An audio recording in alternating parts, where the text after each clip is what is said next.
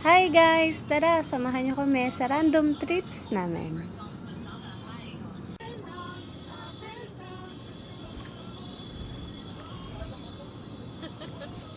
Every adventure starts on the road. Kahit kaming dalawa lang, magkahawak ang kamay, at magkasabay sa biyahe ng buhay. Habang nasa daan, papunta sa unang destination, unti-unting nawawala ang ingay ng mundo. Sa bawat kilometro, mas ramdam ko na minsan, hindi pala kailangan ng marami, basta kaming dalawa. Our first destination was Te Moana Gorge. Tahimik, presko, at parang sakto lang para sa aming dalawa. Ang tunog ng mga ibon sa paligid at ang agos ng ilog. Doon mas na-appreciate namin ang simple moments na madalas nawawala sa araw-araw. Nag-ihaw kami sa tabi ng ilog at sabay na kumain. Simple lang, pero espesyal. Dahil mas masarap ang pagkain kapag may kasamang kwento, tawa, at lambing. Originally, we planned to stay there for the night. Camping talaga ang plano, pero umambon. At tulad ng buhay mag-asawa, may mga pagkakataong kailangan yung mag-adjust, magkasama. So instead, ginawa na lang naming picnic ang moment.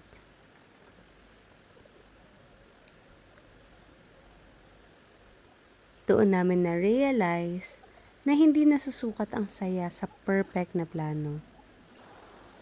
Kung saan, paano kayo humaharap sa pagbabago. After that, we headed to our next destination, Chamberlain's Ford. Pagdating namin dito, ramdam namin ang kapayapaan.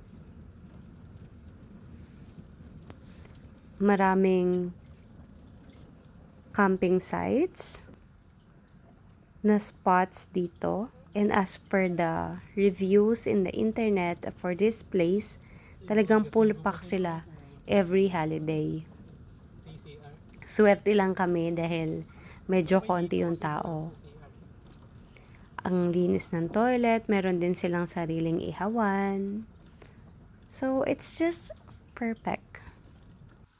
And then, we choose our spot. Tahimik, presko, at punong-puno ng mga sandaling gusto naming balik-balikan. Dito na kami nag-set up ng tent, chairs, and table. Nagtulungan, may konting kalituhan, pero lagi may tawa at lambing sa dulo.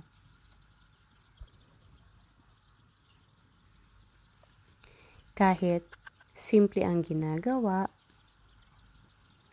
nagiging espesyal kapag magkasama.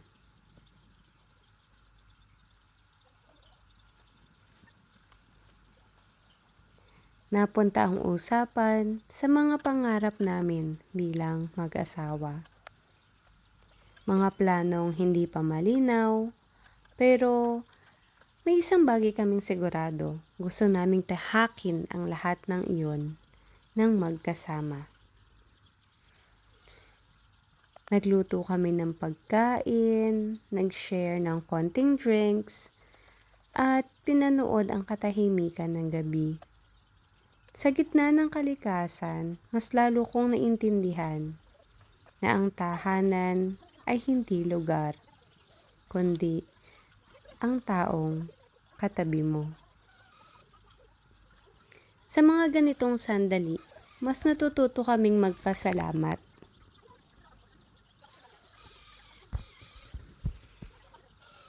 Kay God, sa biyayang makapaglakbay, at sa pagmamahal, patuloy niyang pinapalakas araw-araw. Minsan mahirap, minsan magulo,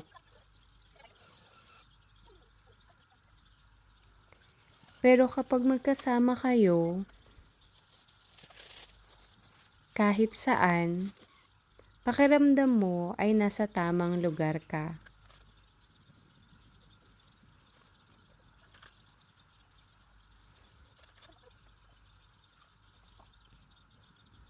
This kind of random trips, random camp, really strengthens our marriage, our bond to each other. Talagang binavalue namin ang quality time together.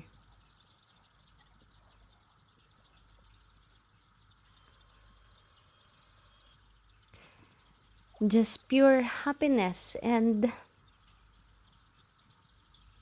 kaming dalawa.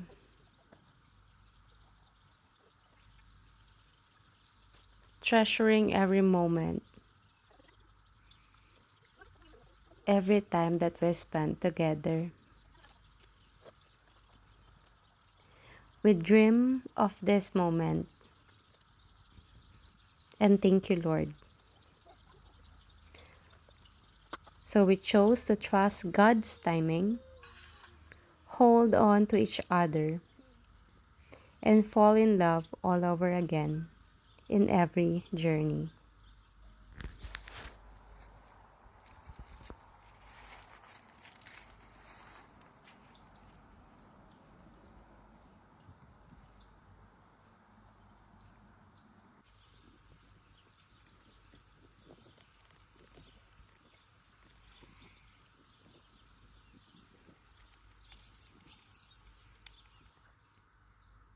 And that's us. Two hearts, one path, grateful for today. Until the next adventure.